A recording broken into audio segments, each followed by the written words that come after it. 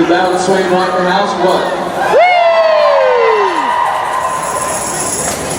Alright, y'all know what time it is. Right now, you guys need to help me help you bring out the one, the only, Mr. Rob Benedict!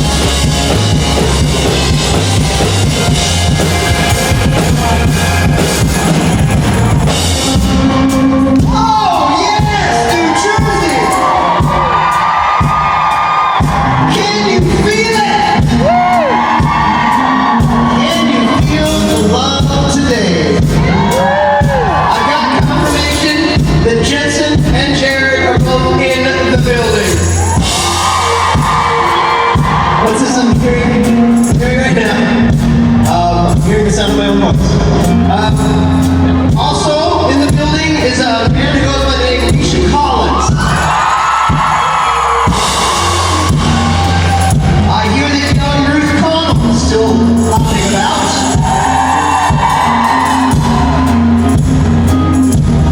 And you know who else is here? A man who's been here the entire weekend. You got eyes, I'm sure you saw him. By the name Richard Spate.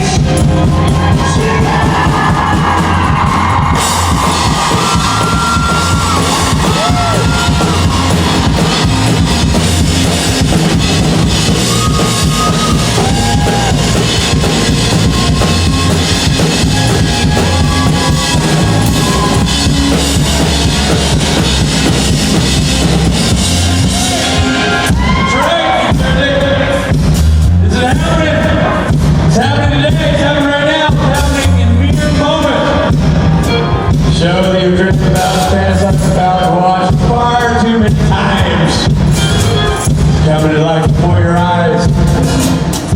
And it's all happening while listening to the sonic wonderment that is the musical act I like to call Loud Swain over here. You guys go to that concert last night? Mercy! Let's meet the fellas who make this thing a rock weekend every swing. amazing time on the drum kit today and every day. Right there, that is Stephen Norton.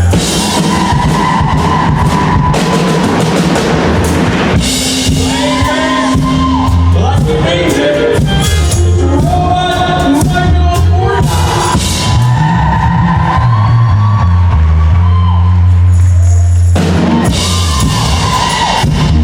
Tinkling on the ivories and playing the keyboards. The boss of the entire operation, the man who makes it happen. And we're grateful to him. It's Mr. Adam Miller.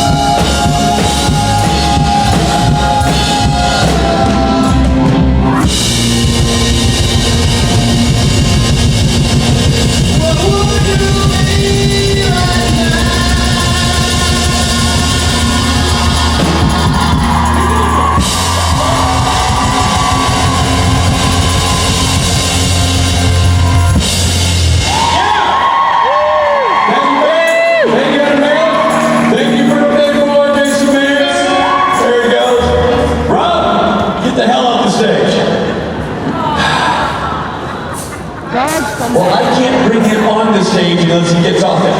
That's what she said. Ladies and gentlemen, our first guest is a young fella you haven't got much time with. So we thought, why not give him his own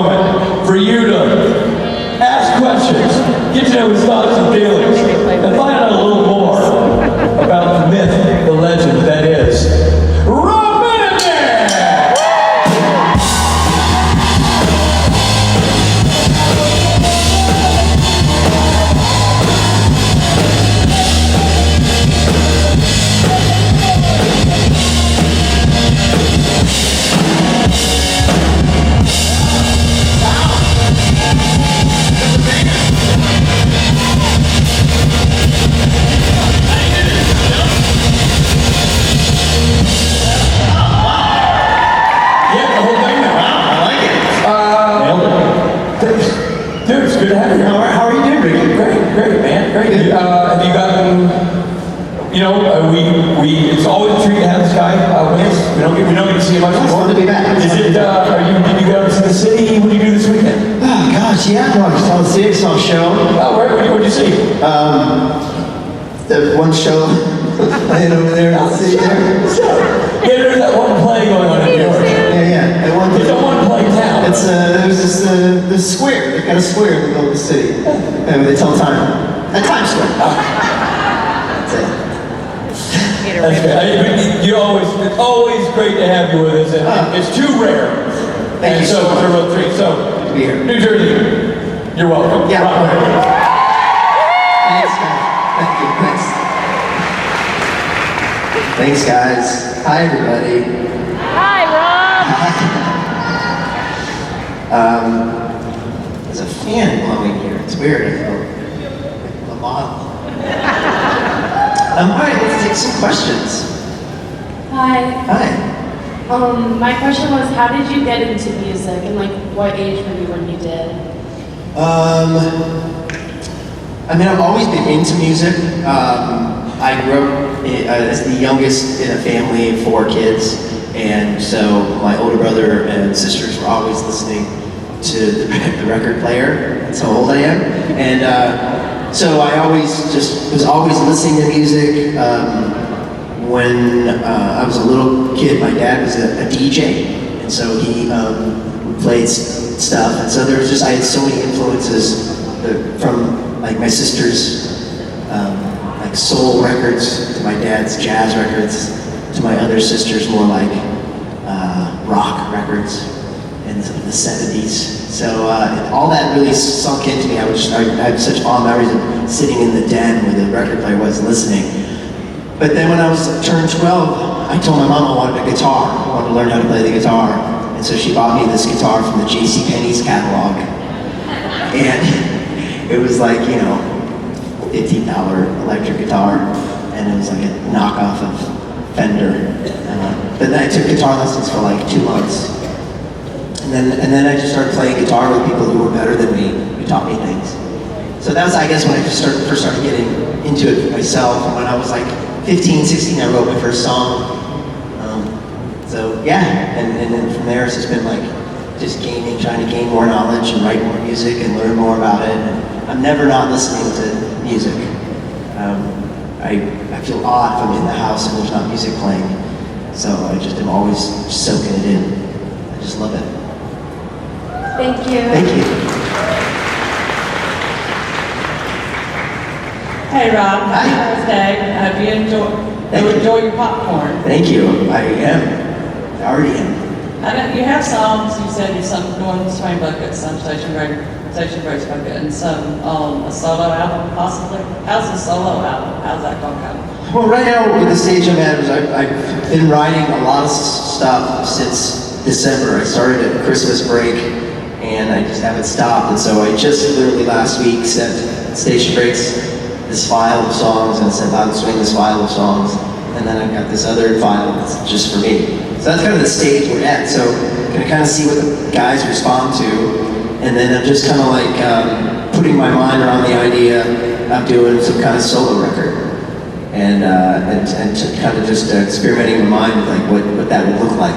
So I'm in pre-production for some kind of solo record, and of course I don't want that to interfere with the progress that the other 2 bands are making. But it's something I've never done, and there are some songs that are just almost too personal to play in the bands that I kind of like to go a different direction with. So it's going to be an experiment, whatever it is. I mean, and if it comes out and I'm ready to play it for people, then I will. But for sure, I'm going to start working on it. So something will happen. So maybe it'll wind up being a solo record, but I got to do something with it. I don't want it to just sit on my shelf. And I've played a couple of songs when I do these live solo shows, like in Europe. I've played a couple songs and it feels good. It just always feels good sometimes to get these things out. There's some things you just have to, I don't know, you have to sing about it. I don't know. It just feels like this emotions that I want to get out. So it feels good to do that. So yeah, stand by. There's lots of good stuff coming.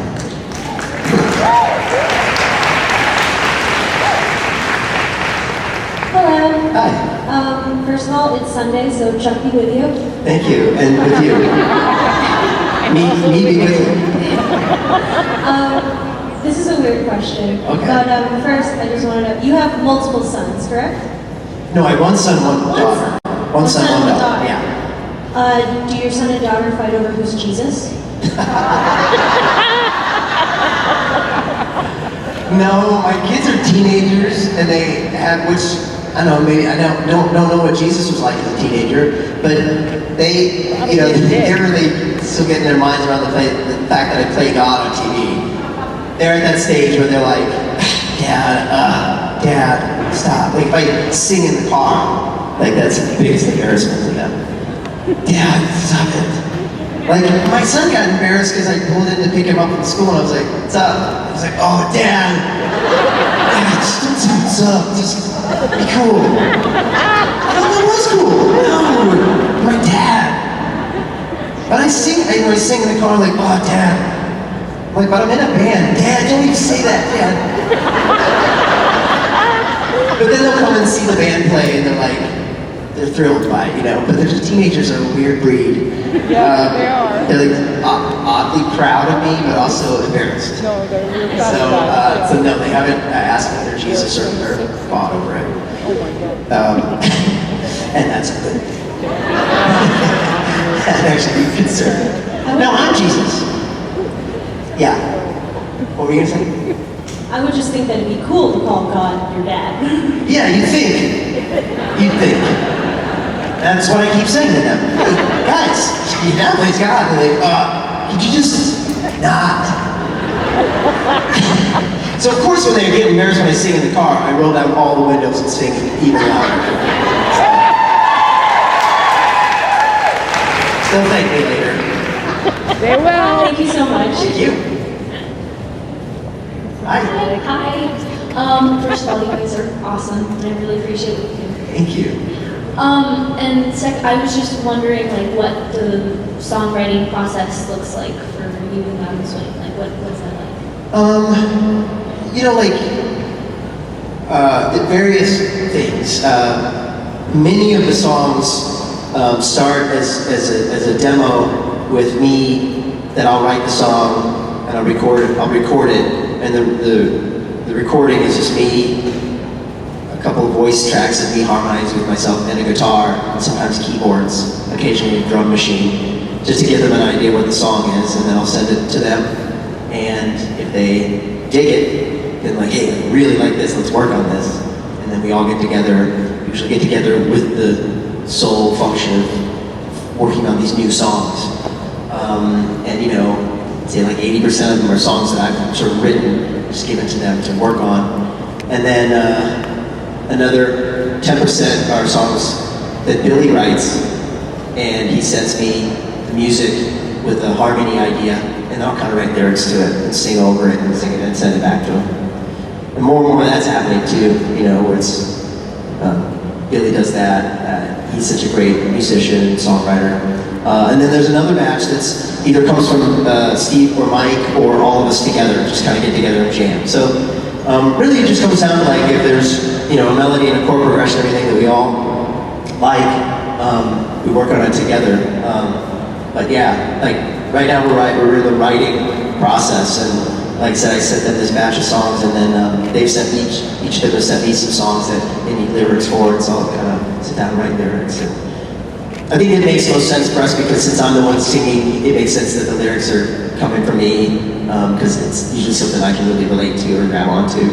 But yeah, so it's a very collaborative effort. I mean, even the songs that I write and send to the band, they make their own, and you know, at the end of the day, when it's all put together and packaged, you know, we say songs by Loud and Swing because it has their, you know, influence all over it.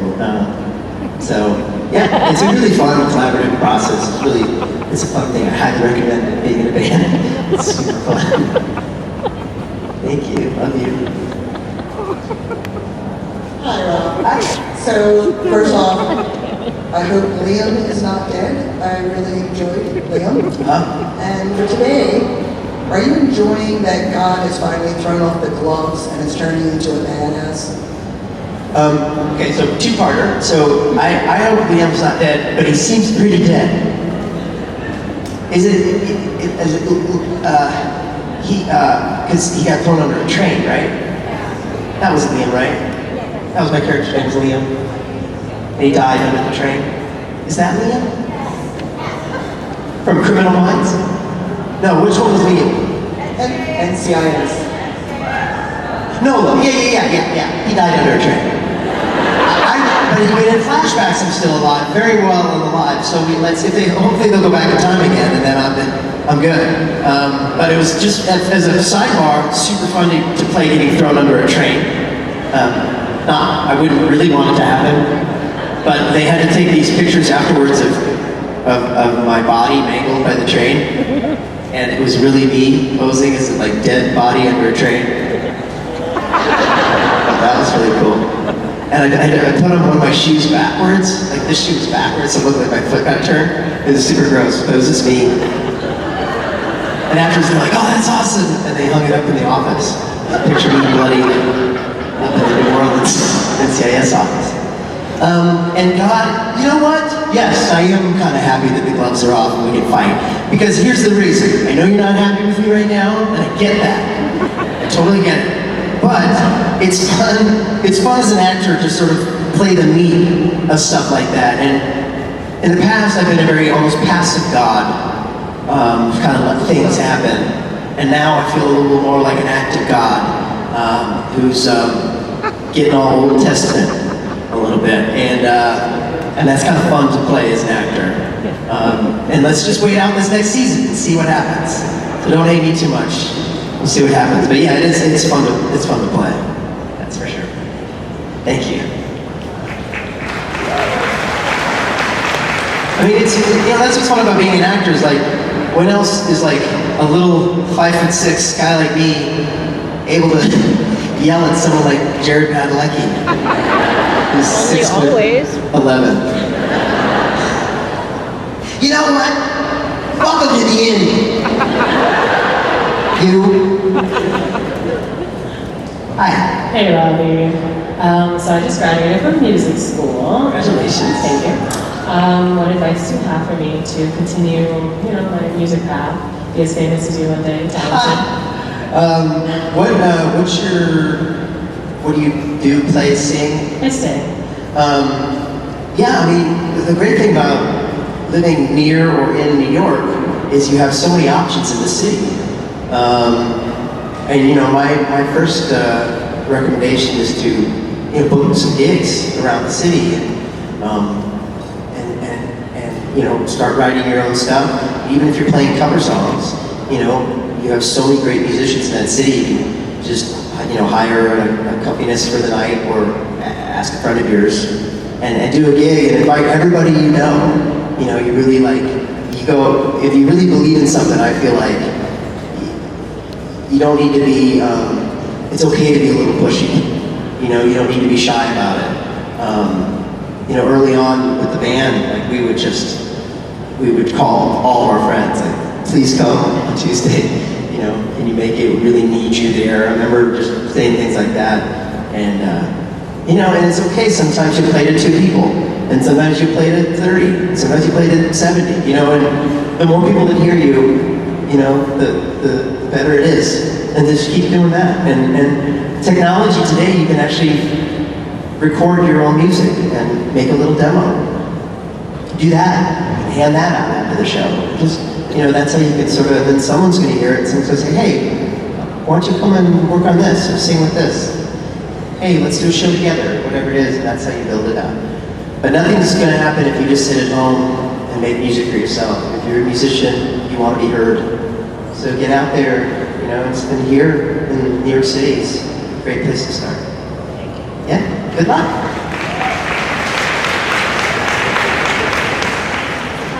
Hi. Are there any passions or dreams that you might be interested in pursuing in the near future? Well, this idea of making a solo record would certainly be something that I would really like to do. It would really be, makes me excited and nervous, and It's something I'd love to do. The other thing that I'd really like to do is write a book about my experience having a stroke. That's sort of something that I'm kind of sort of working on, a kind of memoirs kind of book. And another thing I'd really like to do is do like a coffee table book of like all these old like band scraps I have, like handwritten lyrics of our early songs and like, tickets from early shows and band posters and just stuff like that. It's just like a coffee table book, just like sort of stuff I've collected through the years because I've got so much stuff that will blow your mind, like just early stuff and early photos, early lyrics, early band name suggestions, just stuff like that I think people who like the band would appreciate. So yeah, I've got so many ideas and so many things, little projects. I'm always working on something. I write a lot, working on a screenplay right now, and always have ideas to do stuff. So there's always stuff in the works. Whenever the acting work slows down, I like to have something else to do, It's a challenge, but I always sort of motivate myself to keep working on something new. So stand by. There's new stuff coming. Thank you. Hi. Hi. So my question is, like how God made a bunch of different like universes and like that are all different. What do you think what do you think was one that he would have just made for fun? Like just one of the squirrels? I think the squirrels one was probably pretty fun. I mean, there's no why, just for fun. What else do you think he did? I mean, there's a universe where it's just a whole bunch of hymns, because he's sort of egocentric. So maybe there's a universe where there's a whole bunch of people who look like me. You go to the post office and I'm working, and I'm also me, and then everybody passes the street is me. And you go to a football game and everyone in the stadium, it's all me. And the football players, Marching band. And they're all getting hurt because they're me. So they're all like, oh my back. I like that world. Every band on the radio is different me's. So yeah, that was just me world. I mean, you just to see. Wouldn't that be weird because like my family was just all me. Hey Chuck, have you met my son Chuck? And my daughter, is my daughter Chuck? Oh yeah. I'm President of the United States, I'm everybody. So that's definitely a universe. I'm also Sam and Dean. I fucking love this world. So yeah, there's definitely that. Why did I think of that? Screw the squirrels. Yeah. So yeah, it's just Chuck World. Oh, which is also a great amusement park idea. Welcome to Chuck World. Try one of our donuts. Yeah, it's fun. Where there are no roller coasters because we're scared of them. Lots of hookers. Super fun. Great place, checkers. Anyway, thanks for the question. Gigolos, I guess. Definitely meet Chuck World. Chuck World. Hey Rob, my name is Angelica. Hi. What is your favorite thing about the Supernatural family and how we saved you because we loved you? And I can't wait for your solo record, I love you. Thank you so much. You're awesome. Yeah, I feel like you answered the question. You answered it in your question. I mean, the thing I love about the Supernatural family is that truly it is family, and there's just so much love here, and it's something that people who aren't in the world could ever comprehend fully. I always ask people I know to come to one of the conventions just so they can experience it. And everybody does. Everybody who comes from the outside world is always like, oh, this is pretty amazing, really, what happens here. It's unlike any other show's conventions. There's something special with the Supernatural family. And it truly has changed my life. You all have changed my life. And quite literally, you know, I had a stroke 6 years ago at a supernatural convention, and that altered my life forever. And I truly, truly believe that the support and love and prayers of everybody miraculously recovered me. And I truly believe that, because it was really, really touch and go. And it's easier for people to forget that it happened to me. It's easier for me to, well, no, it's not. I think about it every day, but it's easy to forget because I seem fine. But I was really close to not being okay, and it was really touch and go. And I feel, and even people who didn't know me then or aren't aware of it or whatever, I even feel just being here, I feel supported. I just feel supported. And so many of you have said to me that you feel supported by our music or by the work that we do up here or whatever. So it's definitely a mutual thing. But you're a piece of me now. You're part of me. And so it means everything. Thank you for your question. Hi.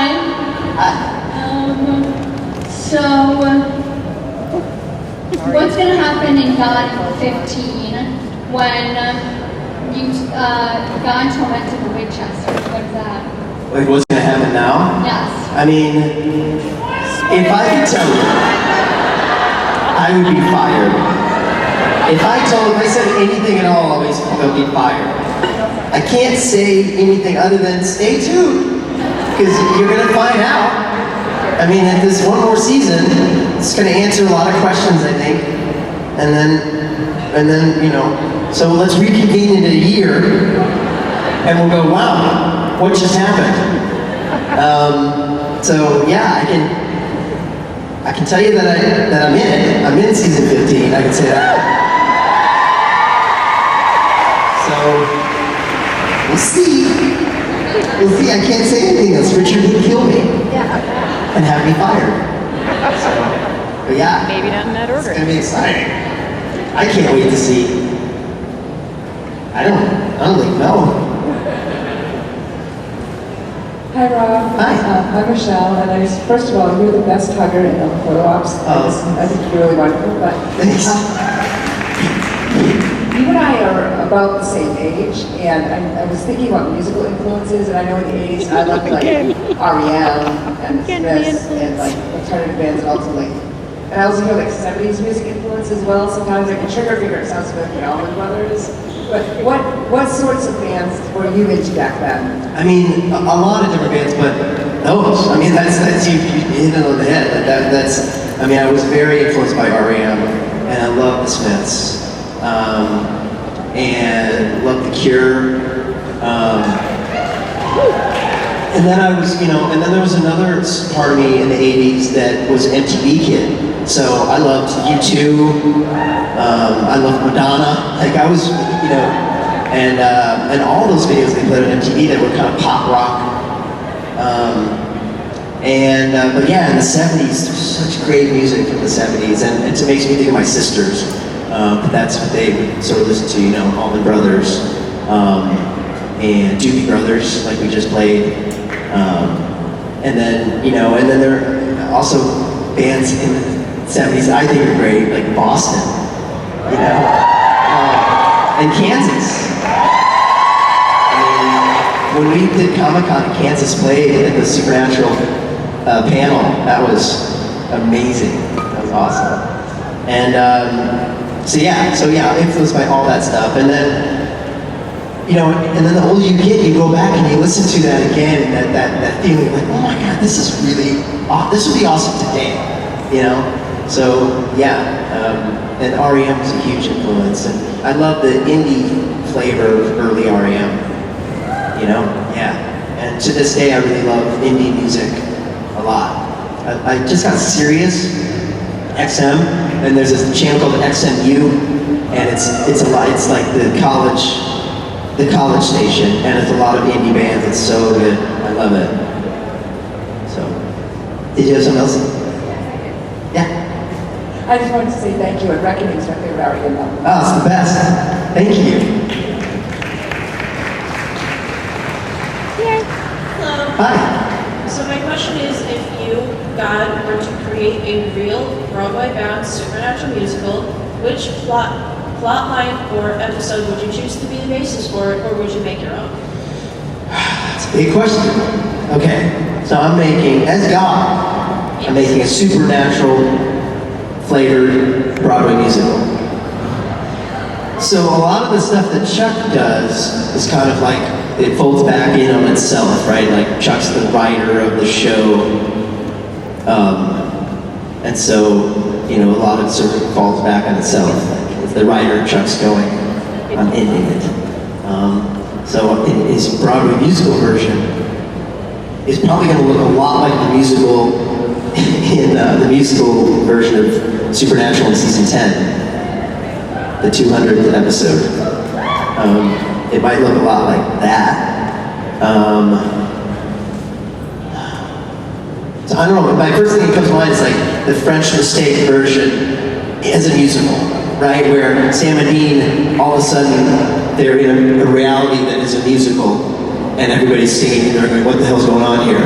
And they look at the audience and they're like, who are these people? You know? So like Sam and Dean are unaware, they get thrown into this universe. But this is the musical you're watching. So you go, you're on Broadway, you go in, buy a ticket, you go sit down. The musical is Supernatural the musical.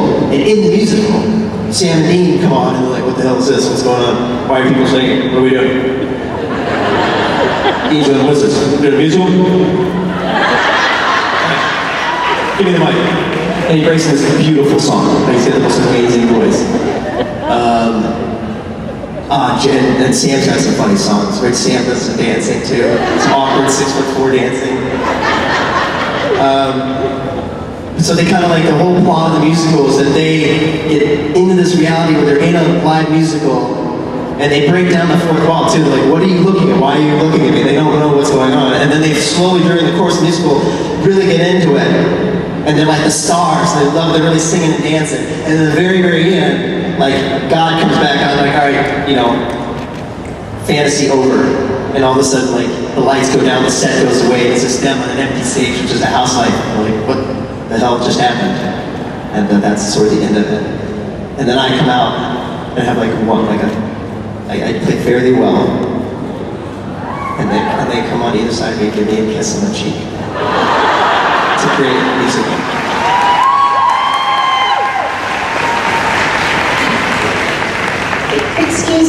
Excuse me. Who's your favorite red-haired actress on Supernatural? Lots to choose from. Charlie. Pretty. Oh, you know what? Abaddon is pretty. No, wait. Julie McKinnon. Wait. Rowena McLeod. I'm glad you finally arrived at the correct answer. I like your accent. Ruth Collins. No, Ruth Collins.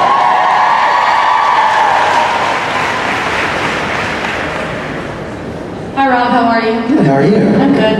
I first just want to say thank you for always being so kind and just warm-hearted. You just make the room light up, so thank you. Thank you so much.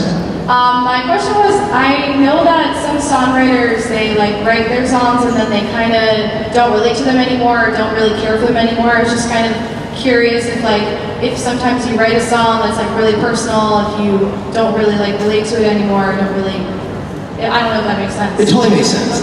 And I actually wonder that too about like bands that I love, like, you know, is Eddie Vedder tired of singing even flow? And I'm sure sometimes he is, because he's been singing it for so long. But the fact is, and I'm sure it's true for someone like that too, like you find a new reason to be into it or for it to matter.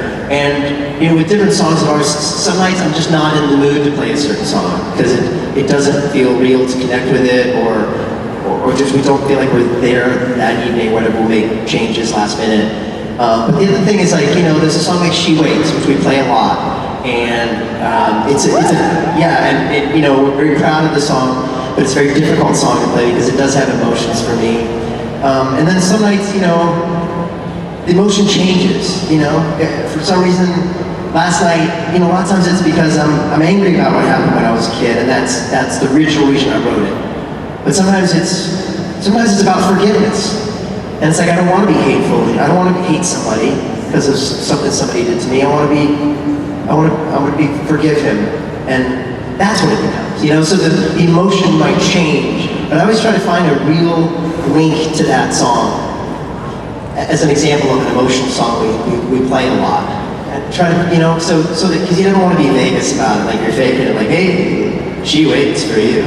And, you know, so I want it to be real, and so, yeah, last night it became this thing about finding strength.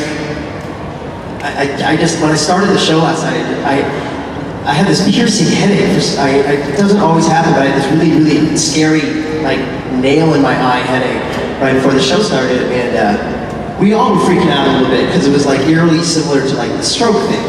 And so everybody's like on guard a little bit, including me, and it's scary. I had a bit of a panic about it.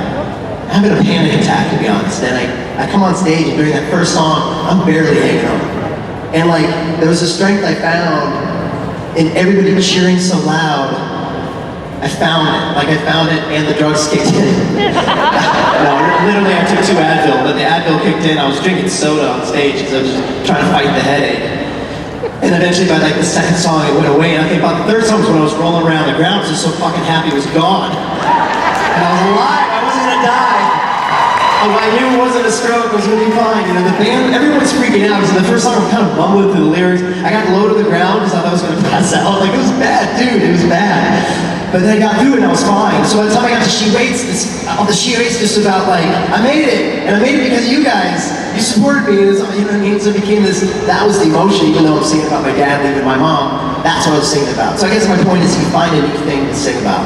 I'm a very open, honest person, obviously.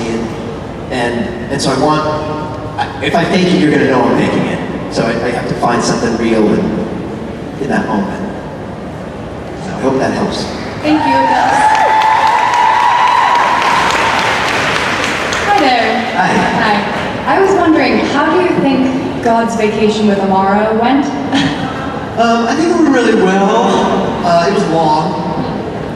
A lot of talking. You know, I think that they're okay. I think they're okay. I think they're good with each other, but you know, it's hard to say because at the end of the day, there still are darkness and light, yin and yang. So I don't think they're ever going to sort of, you know, it's like two people who disagree on politics. I think they can learn to sort of shake hands. I respectfully disagree, and something tells me that that's kind of where they're at. That's kind of where they're at. So yeah, but it was nice. They did a whole like, you know, it was like it was at a resort on a beach, and it was really nice up in heaven and whatnot. Cool. Yeah. Thanks. Yeah, sure. How'd it go, buddy? Oh man, it went so well. Really? Yeah, it was great. How do you guys feel? Okay. Wait, real quick, one more. Yeah, real quick.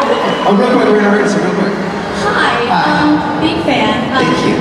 So my mother and I saw you during that Great Tower spoof with Bill Hader and Fred Armisen. Yes. What was happening? Like, it was like super like terrifying. Like, what were you thinking during that filming of that terrifying drug trip of a documentary? I was thinking, I can't believe I get to work with Fred Armisen and Bill Hader. This is fucking awesome. And I didn't want to leave. I just like, even when I wasn't in the scene, I was just watching them because I'm a huge fan of both of theirs. So that was really what I was thinking. But also just, yeah, I don't know. I was just along for the ride, you know? And I love that it kind of got weird at the end and then I got killed. That's super fun. Documentary now, it's on IFC or you can find it on Netflix or something. Yeah, check it out. Thank you. Thank you so much. Thanks. Ladies and gentlemen, Rob Benedict.